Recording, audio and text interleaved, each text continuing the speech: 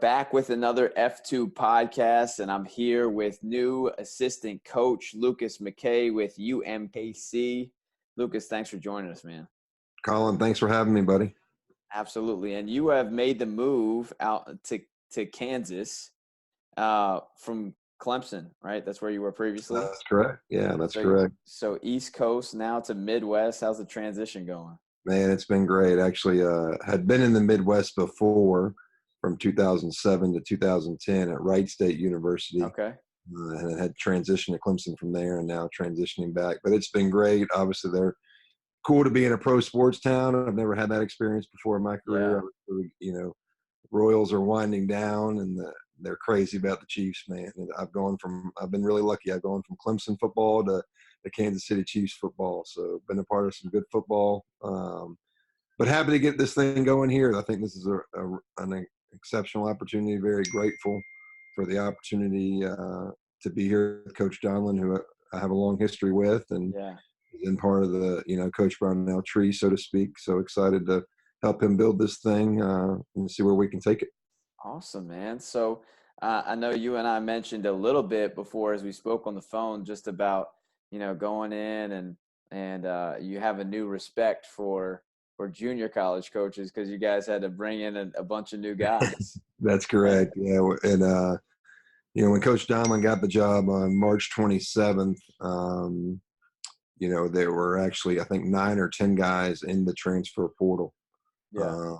Kind of an uncertainty there that kind of had to navigate that, who's actually on the team, who's not. And we ended up having to sign, 8 guys in the span of about 100 days. So it was a lot of time, a lot of early mornings, a lot of late nights, a lot of coffee and green tea for sure to keep the fuel going. But no, I wouldn't have traded it for anything. It was great. Obviously he and I go back a long time. We're both alums of, UNC Wilmington, and both, have, worked for an outstanding coach at Clemson, Brad Brownell, who were, some of what he does trickles through what we're trying to do here. And we're certainly just excited to get going. And, we've really tried to build it from the ground up, and that starts with, character and integrity.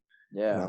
Having a winning work ethic. Those are things that we've tried to identify and all the kids that we've brought in, and then, try to help instill those things into some of the returners. But we're fortunate. We have really great kids.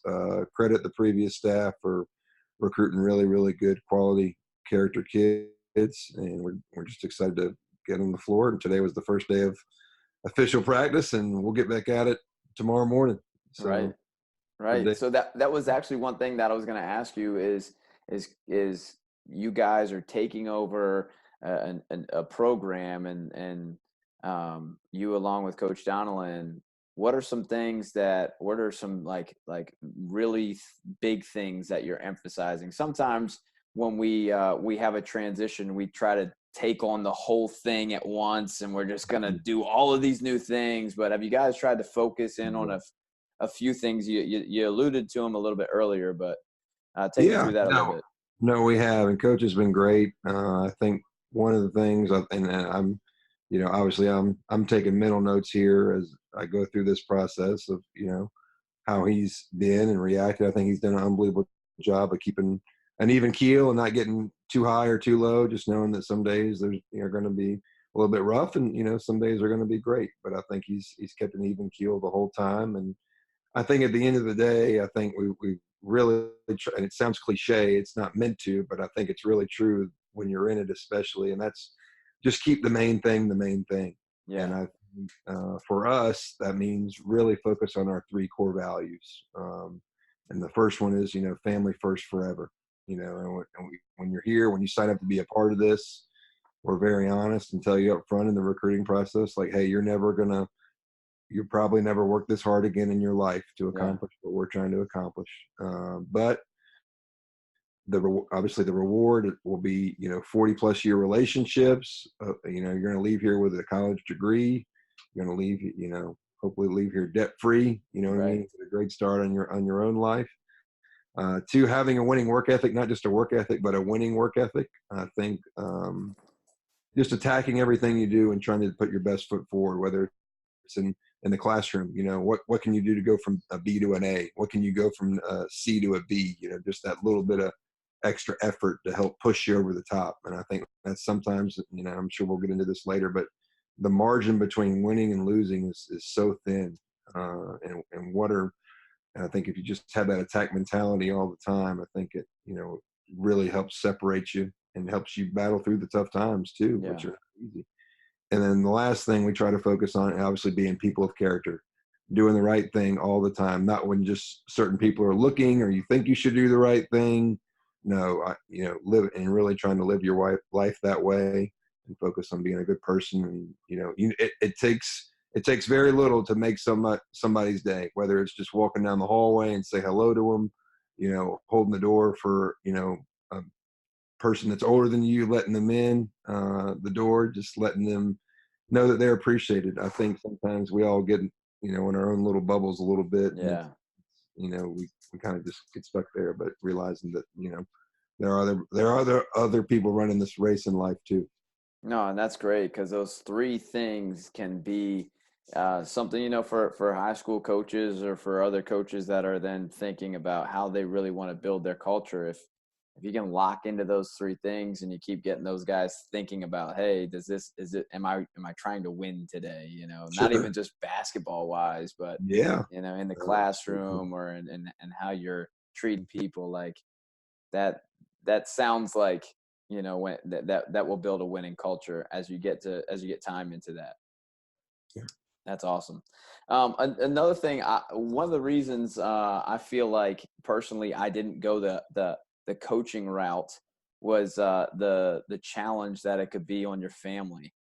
Hmm. How talk to us a little bit about because there's a ton of coaches, of managers that want to be, right where you are as an assistant college coach, looking to grow your career and do your thing. What are some of the challenges that you face, family wise or time wise or schedule wise? Sure. um Yeah, no, well, first of all, I want to say I've been really blessed to have some really good mentors in this business to learn and grow from, and really have helped, kind of and continue to, as I continue to mold my own philosophy and all that. But I really think I'm really lucky to have an incredible wife at home. yeah. Uh, we met in college, and she got an early glimpse of what this lifestyle was going to be like. And I think I'm fortunate for that, because it would have been really easy for her to run away right then and say,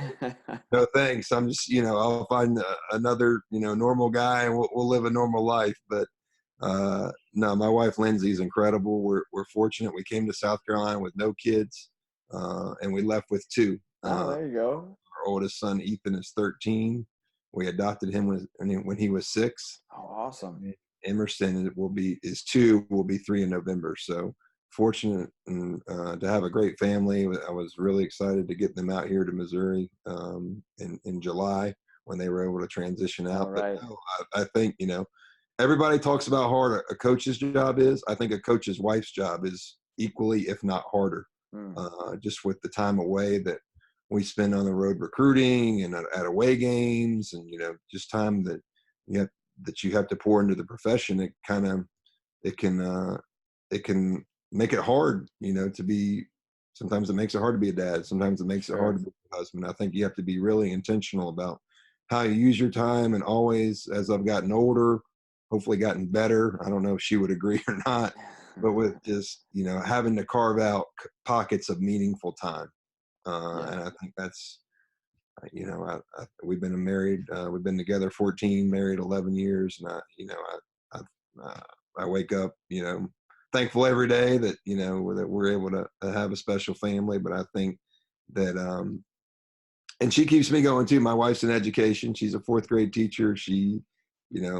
I enjoy hearing about issues she facing, or at her school, or Yeah. new creative ways she finding to do things, just to we kind of bounce a lot of things off of each other, which is Yeah. great. Um, and I, I'm not sure our 13-year-old Ethan likes us bouncing ideas off, because it means that we're coming up with new ways to, be creative with him, which is right. good.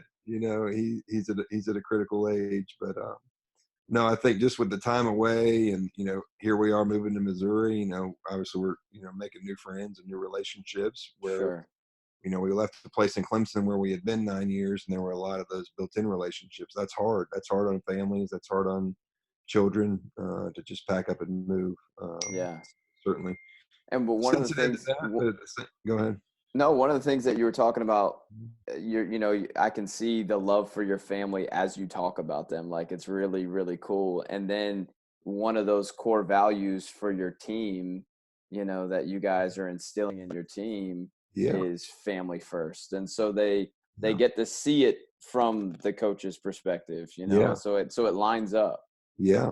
And it's funny. I'd be remiss if I didn't say this. Coach Donlin uh, and his first wife actually set us up in college. Oh, really? So yeah. So for me, uh, to be working for him, what 13 years later is Yeah. kind of fun. You know what I mean? Just that, and but he's been great. Obviously, Coach Brownell and his wife Paula were great. We Yeah. really learned a lot from them and enjoyed being a part of that basketball family for as many years as we did. I think I was with them for 15 years, and so grateful for that opportunity. And now grateful to start a new chapter here in Missouri with Coach John and his new wife Melissa.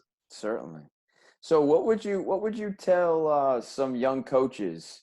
Like what are some keys for them if they're looking to get into the profession, or Mm-hmm. they're starting and they're maybe not seeing much traction, or what would you tell them in order to keep growing and moving in the profession? What are some things Yeah. they could do?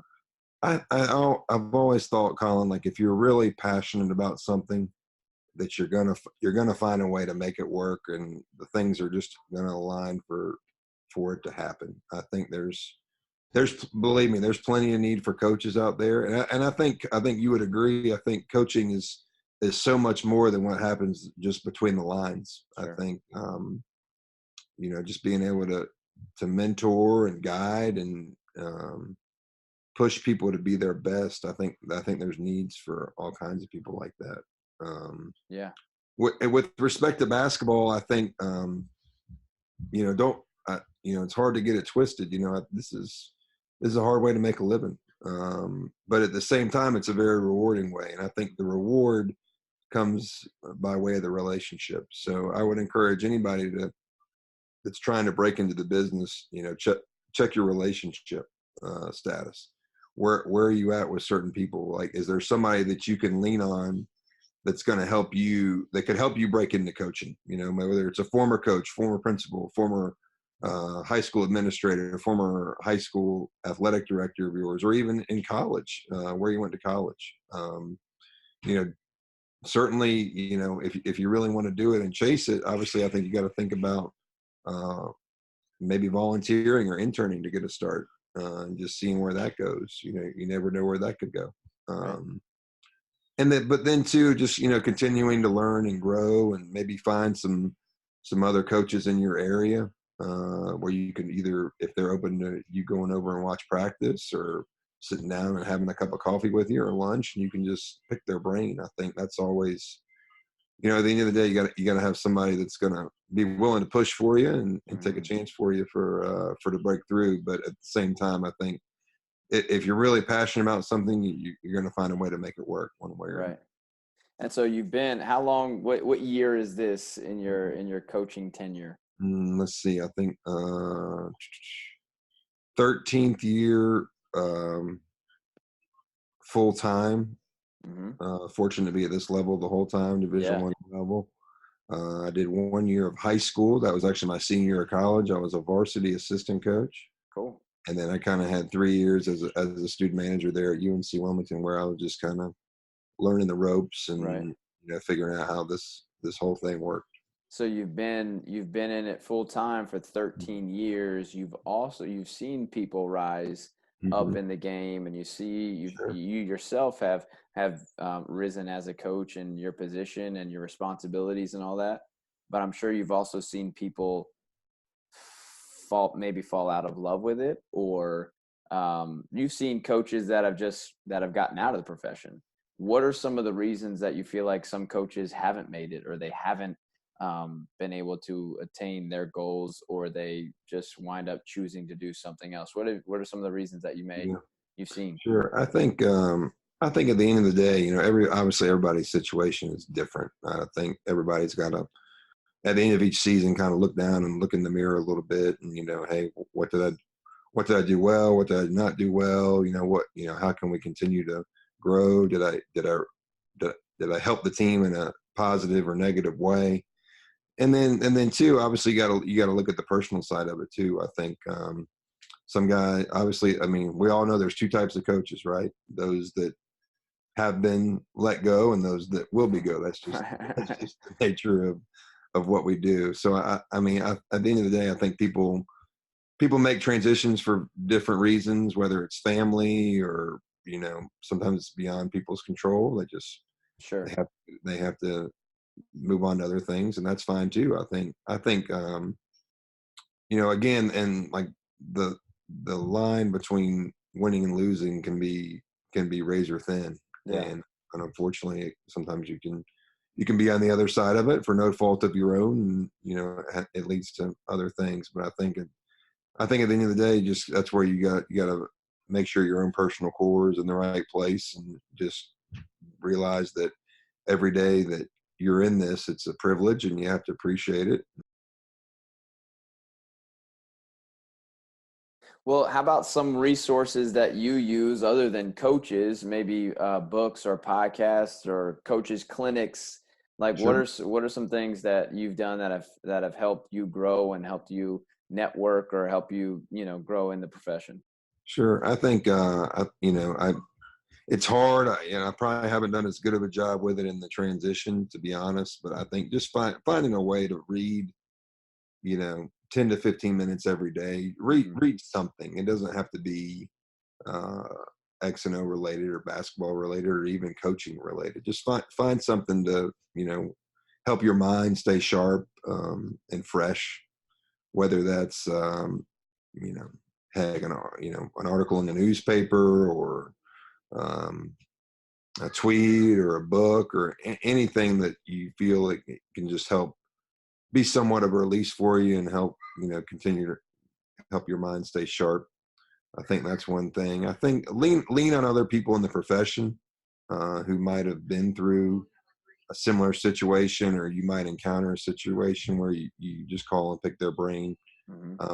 I'm a big fan personally. I know this gets harder because I know just every situation is different again. But go and watch people that you're close with. Go and watch them practice. Go watch them work out. Go sit down in their office, pick their brain.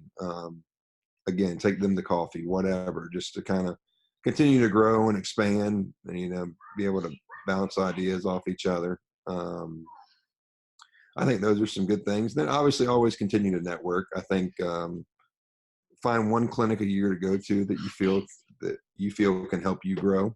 Um, and obviously try to make a connection there. You never know where that could lead. Right. So Right. So, through all the ups and downs of wins and losses and just the coaching business, what do you feel like? Certainly we talk about faith, and it's not always um, it's not always a Christian faith. People believe different things, but what do you feel like when faith comes into the picture? How has that kept you? Uh, what are your ideas on faith, or what how has that kept you rooted in the ups and downs of the journey? sure, I think it's always just to have, for me personally, and obviously everybody's in a different place in their own faith walk, and I'm certainly not here to push it. Everybody's got to make that decision for Sure. themselves and their family. I think for me, just always having something to turn to in the good times and the bad times is important. And at the end of the day, to be able to, I think at the end of the day, we're all kind of called upon to serve in one way or another. Yeah. And I think just to continue to do that, and I think a lot of us are very fortunate to be able to serve others through coaching. I Yeah. think that's a unbelievable calling to have, to be able to reach people in that way and be able to share knowledge not only about the game but um, just life experiences and how to advise people 18 to, I mean, this for a lot of these guys 18 to 22 year olds, their first time away from home, first time away from mom or dad and or dad, I should say. And they, even though they think they might not have all the answers, sometimes they don't, and they need, even though they might not like our guidance all the time, at the end of the day, I think when you're coaching somebody, you do have their best interest at heart, and you're able to convey that to them in a way maybe that they wouldn't get otherwise. Right. Well, and that's the thing too, is like as coaches, what you guys are, what you're trying to instill, really what are the values that you appreciate as a coach, and then you want to pass along to your players. And so for you guys instilling that, family first and high character and treating people well, I mean, if the coaches are doing it, then the players are going to do it. I, right. I mean, Yeah, right. yeah, And it puts the onus on us in a leadership position to really walk the walk, yeah. No, that's as true. we're talking it. No And, question. And and that's something we talk about a lot. Just you got to be able to it's one thing to talk about it all the time. It's another to be about it and actually live it, and uh, and conduct your life that way. And that's not an easy thing to do. I think it's particularly in the world. And this isn't to get on a social media rant, but I think it's easy today. It's really easy today to present yourself in one way yep. and not be that way. When in real life. I think that's why it's so important. Ingenuity, I think, is really undervalued today, and just being who you are. When the lights are on and the lights are off. I think that's really important, and continue to strive for that. Yeah. Well, I know it's got to be a promising season for you guys. I know you're excited for a new journey and stepping out in that way, and we'll be certainly keeping up with you and your squad. And I hope that your family continues to do well and adjust to the corn out there in the Midwest. And again, thank you for joining us, Lucas. And we'll be in touch, my friend. Sounds great, Colin. Thank you so much, man. Really appreciate you having me on tonight. Absolutely, brother. Take care. All right, buddy. You too.